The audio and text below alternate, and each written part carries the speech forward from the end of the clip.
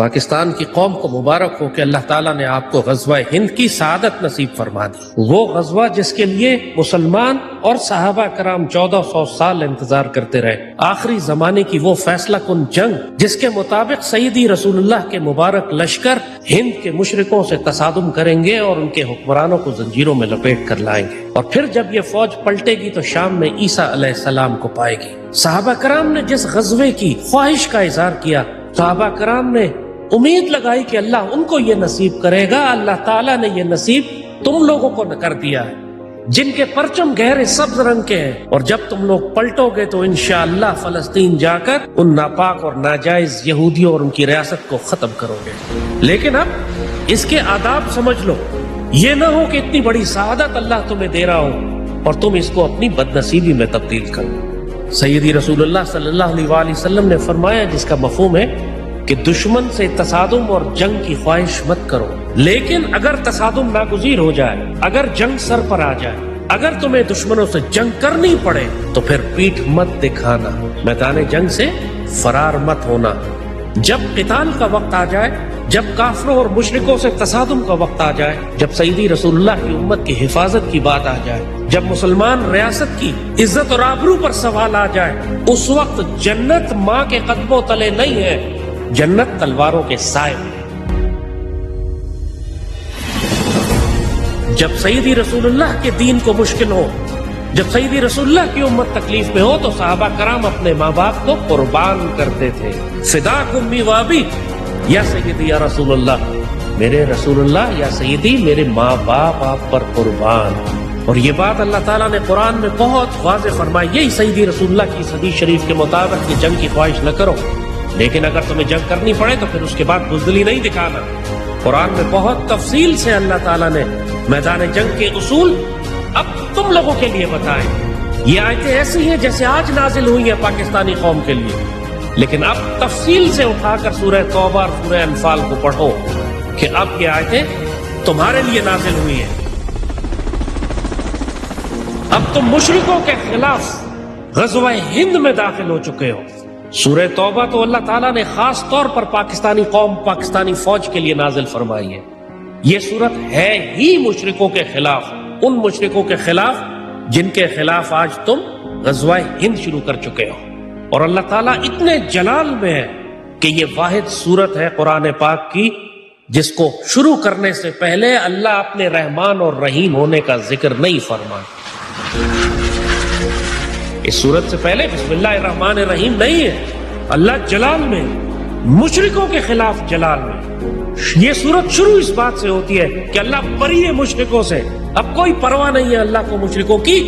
اور اگلی آیتوں میں اللہ مفہوم بتاتے ہیں آپ کو کہ ان مشرکوں نے تم سے کیے ہوئے معاہدے توڑ ڈالے ہیں، اس لیے اب اللہ بری ہے. اور اب بری طرح سے انہیں قتل کرو، ان کو گھیرو، ان کو ایمبوش کرو، ان پر اٹیک کرو، ان پر تم جس مرضی طریقے سے حملہ کر سکتے ہو حملہ کرو، کیونکہ انہوں نے تم سے جو معاہدے کیے تھے، جو انڈس واٹر ٹریٹی کی تھی، جو انہوں نے کشمیر آرٹیکل 370 وائلیٹ کیا، انہوں نے جو معاہدے تم سے کیے تھے انہوں نے یک طرفہ طور پر توڑ دیے. اب تمہاری کوئی ذمہ داری نہیں ہے کہ تم کسی معاہدے کی پاسداری کرو، اب بری طرح سے قتل کرو ان کو. یہ ہے سورہ توبہ.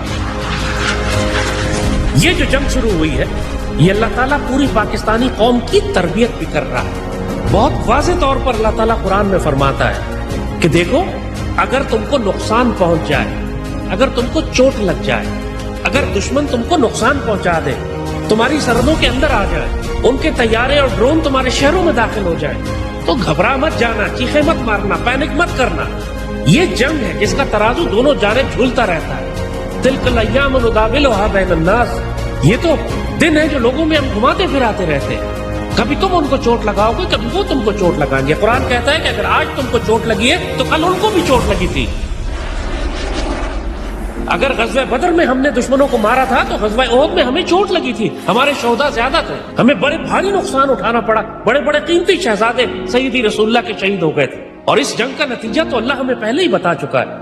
جتنا مرضی نقصان ہو، جب جنگ کا نتیجہ آپ کو پہلے سے معلوم ہو تو پھر کیوں خوفزدہ ہوتے ہو، کیوں گھبراتے ہو، کیوں پریشان ہوتے ہو؟ مالک تمہیں بتا دیا ہے کہ انشاءاللہ تم مودی کو، امت شاہ کو، اجیت کمار ڈوبل کو زنجیروں میں لپیٹ کر گھسیٹتے ہوئے لاؤ گے. اور اپنا اللہ تمہارے کلیجے ٹھنڈے کرے گا انشاءاللہ، فکر نہ کرو، لیکن اپنے آپ کو اس قابل کرنا کہ اللہ کا کرم اور فضل تمہارے اوپر ہو۔ اللہ قرآن میں فرماتا ہے کہ جب کافروں سے تصادم ہو تمہارا وذکر اللہ کثیر، اللہ کا ذکر کثرت سے کرو، اللہ کا شکر ادا کرو، سیدی رسول اللہ کے ساتھ اپنے تعلق کو مضبوطی سے قائم کرو۔ اللہ نے 2 بڑی جنگیں تمہارے سامنے رکھی ہیں پاکستانی قوم کی تربیت کرنے کے لیے، ایک یوکرین کی جنگ اور ایک فلسطین کی جنگ۔ یوکرین کی جنگ میں اللہ نے تمہیں دکھایا کہ جدید دور کے ہتھیار کس طرح استعمال کیے جاتے ہیں، وہی ہتھیار دشمن نے تمہارے خلاف استعمال کیے، یہ ڈرون بھیجے جب تمہارے شہروں کے اندر بمباری کی اس میں۔ راولپنڈی میں بھارتی ڈرون کو مار گرایا گیا، بھارتی ڈرون فورس۔ اور غزہ کی جنگ نے تم کو یہ سکھایا کہ جرأت کردار، ایمان، توکل اور صبر کیا ہوتا ہے۔ تو جو مرضی قیامت پاکستان پہ ٹوٹ جائے، تم نے اہل فلسطین کو فراموش نہیں کرنا۔ ہر حال میں اہل فلسطین کے لیے تم نے جو مدد تم سے ہو سکتی ہے تم وہاں ان کے لیے خوراک بھجواؤ، ان کے لیے نقد بھجواؤ۔ اگر حکومت اور فوج ہماری بات سنتے ہیں تو اب تو جواز ہے ہمارے پاس کہ ہم کھل کر فوجی طاقت بھی بھیجیں ان کے لیے، کیونکہ جتنے حملے پاکستان پر کیے گئے ہیں یہ اسرائیلی ڈرون سے کیے گئے۔ جب اسرائیل کھل کر ہمارے مشرک دشمنوں کے ساتھ کھڑا پاکستان پر حملے کر رہا ہے تو پاکستان کیوں نہیں حماس کے مجاہدین کے ساتھ کھڑا یہودیوں پر حملے کیوں نہیں کر رہا؟ ہمارے پاس تو اب جواز ہے۔ یہی سب کچھ اللہ تعالیٰ نے ہمیں دکھایا، اور ساتھ یمن کے مسلمانوں کی بہادری اور دلیری اور استقامت اور شجاعت امریکہ جیسی طاقت کو گھٹنوں پر لے آئے ہوئے۔ خود ٹرمپ کے منہ سے نکلا کہ یمن کے لوگ غیر معمولی بہادر ہیں، اتنے دلیر ہیں کہ انہوں نے ہمیں پریشان کر دیا، اتنی بہادری ہم نے کبھی نہیں دیکھی۔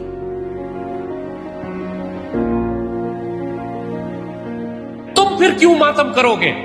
تمہیں تو اللہ کا شکر ادا کرنا چاہیے کہ ہمارے شہید غزوہ ہند کے شہداء ہیں، ہمارے مجاہدین غزوہ ہند کے مجاہدین ہیں۔ اہل فلسطین کو ایمان ہے، اچھی طرح معلوم ہے کہ سیدی رسول اللہ نے ان کے بارے میں کیا بشارتیں عطا فرمائی تھی، اسی لیے وہ اس استقامت کے ساتھ کھڑے ہیں۔ ایک دوسرے کو احادیث شریف سناتے ہیں سیدی رسول اللہ کی۔ تم جانتے ہو نا کہ سیدی رسول اللہ نے ہمارے بارے میں کیا خوشخبریاں دی تھی؟ بیت المقدس کے اطراف میں رہنے والے مجاہدین کے بارے میں سیدی نے کیا فرمایا تھا؟ غزہ اور اسقلان کے شہداء کے بارے میں سیدی نے کیا فرمایا تھا؟ غزہ کے اسقلان کے مقبرے کے بارے میں سیدی رسول اللہ نے کیا فرمایا تھا؟ یہ ساری بشارتیں فلسطین کا ایک ایک بچہ جانتا ہے، اسی لیے اس استقامت کے ساتھ کھڑے ہیں۔ یہی بشارتیں پاکستانی قوم کے لیے بھی ہیں، تو تم کیوں نہیں استقامت کے ساتھ کھڑے ہوتے؟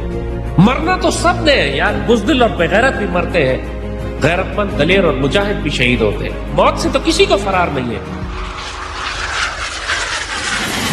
تو پاکستان کے مسلمانوں، تم بھی اللہ کی تلواریں ہو انشاءاللہ۔ سیدی رسول اللہ اور سیدنا خالد کا سایہ ہے تمہارے اوپر، تم کو غزوہ ہند کے لیے منتخب کیا گیا، اپنا مقام سمجھتے ہو؟ 1400 سال جس جہاد کے لیے، جس غزوے کا انتظار کیا گیا، اللہ نے اس کے لیے اس پاکستانی قوم کو منتخب کیا، اس پاک فوج کو منتخب کیا۔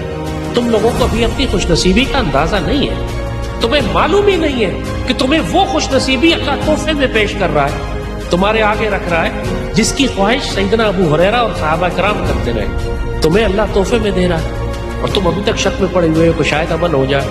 اب ایسا نہیں ہوگا، اللہ نے اپنا امر نازل کرنا شروع کر دیا، جو اس کے فیصلے ہیں وہ پورے ہو کر رہیں گے۔ یہ جھڑپیں جو ابھی ہو رہی ہیں، ہو سکتا ہے یہ بڑی جنگ میں تبدیل ہو جائیں، ہو سکتا ہے رک جائیں، کچھ عرصے کے لیے رک جائیں، لیکن دوبارہ شروع ہو جائیں گے۔ فیصلہ اب پوری قوم کو کم از کم یہ تو معلوم ہو گیا ہے کہ یہ فقیر جو پچھلے 18 سال سے اذان دے کر اس قوم کو سمجھا رہا تھا کہ بڑی جنگ آنے والی ہے، تیاری کرو، اور یہ اس کا مذاق اڑا رہے تھے، اب سب پر سکتہ طاری ہے، سب پر خاموشی طاری ہو گئی۔ اب لوگ ہمارے پاس آ کے پوچھتے ہیں کہ جنگ تو آ گئی، اب بتائیں ہم کیا تیاری کریں۔ ہم ان سے یہی کہتے ہیں تم نے بہت دیر نہیں کرتی، جس نے ابھی تک اپنے آپ کو تیار نہیں کیا وہ بس اب اللہ سے امید رکھے کہ اللہ اس کو ذلیل و رسوا نہ کرے، جب تک وہ آخری فیصلہ کن بھاری جنگ یا شاید ایٹمی جنگ نہ شروع ہو جائے۔ جتنا وقت تمہارے پاس ہے توبہ استغفار کرو، اپنے آپ کو تیار کرو، ابھی بھی جتنا وقت تمہیں مل رہا ہے تیاری کرو۔ اب اس خرافات میں، اس خرمستی میں، اس غفلت میں، اس نااہلی میں، اس کوتاہی میں نہ بیٹھے رہو کہ جنگ تو ہونی ہی نہیں ہے، اور یہ پاگل ویسے ہی شور مچاتا رہتا ہے، وار مونگر ہے، ایکسٹریمسٹ ہے، ریڈیکل ہے، ایسے ہی کہتا رہتا ہے جنگ کی تیاریاں کرو۔ اب تم لوگوں نے دیکھ لیا، تمہارے شہروں میں بم گر رہے ہیں، اس جنریشن نے تو یہ جنگ دیکھی نہیں ہے۔ ہم مسلمانوں کو یہ ایڈوانٹیج ہے، ہم مسلمانوں پر اللہ کا احسان ہے کہ اگر وہ صرف نیت کر لے کہ مالک میں آپ کے دین کے دفاع کے لیے جنگ کرتا ہوں، میں سیدی رسول اللہ کی حرمت کے لیے جنگ کرتا ہوں، میں اس لیے جنگ کرتا ہوں کہ سیدی رسول اللہ کی امت کی حفاظت کی جائے. تو جو تکلیف تمہیں ہوگی، جو مال تم خرچ کرو گے، جو ہجرت تم کرو گے، حتیٰ کہ جو لقمہ تم کھاؤ گے، اللہ اس پر تمہیں اجر عطا فرمائے. ہمیں تو اللہ نے یہ احسان کیا ہوا، اتنا بڑا ایڈوانٹیج ہے ہمارے. تو اپنی نیتوں کو آج سے دوبارہ سے تجدید کر لو کہ میرے مالک، ان صلاتی و نسکی و محیائی مماتی للہ رب العالمین، میرا جینا، میرا مرنا، میری قربانی، میری نمازیں، میرا سب کچھ اللہ کے واسطے میرے مالک. اور ہم نیت کرتے ہیں کہ انشاءاللہ العزیز اپنے آپ کو غزوہ ہند کے لیے تیار کریں گے. میرے مالک ہماری زندگی غزوہ ہند کے لیے، ہماری موت غزوہ ہند کے لیے رکھنا. اگر ہم مارے جاتے ہیں اس میں تو ہمیں غزوہ ہند کے شہداء میں سے لکھنا.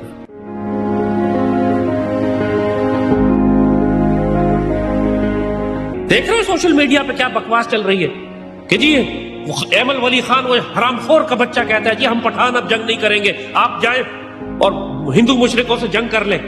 لارڈ بنے ہوئے پاکستان کے اندر نواب اور بی ایل اے کے کہ جی یہ جنگ تو پنجابیوں اور ہندوؤں کی جنگ ہے. یہ پنجابی اور ہندو کی جنگ نہیں ہے، یہ سیدی رسول اللہ کے دین کی مشرکوں کے خلاف جنگ ہے. یہ غزوہ ہند ہے. بدنصیب ہوگا جو اس میں شامل نہ ہو.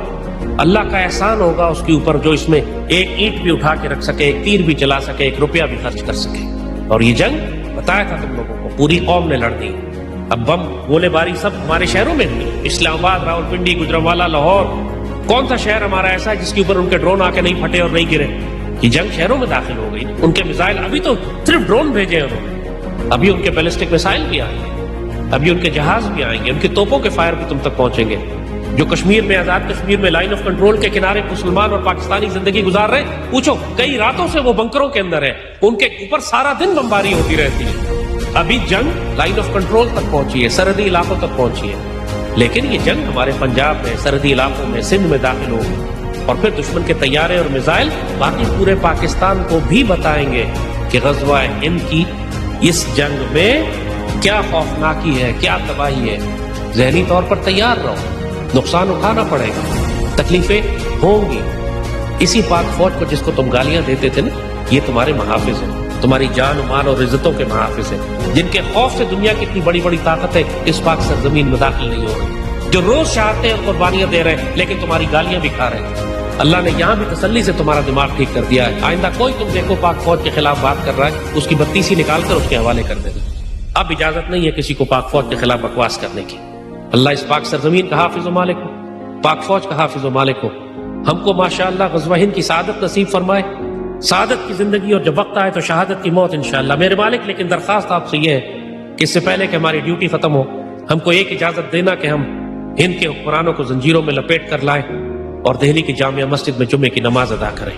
پھر انشاءاللہ ہم یہاں سے پلٹیں اور شام جائیں اور فلسطین کے مسلمانوں کی مدد کریں. میرے مالک اس درخواست کو قبول کر لینا. باقی جو سعادتیں اور کرم آپ نے فرما دیا ہے اس کا تو ہم شکر بھی ادا نہیں کر سکتے. الحمدللہ رب العالمین. لبیک غزوہ ہند.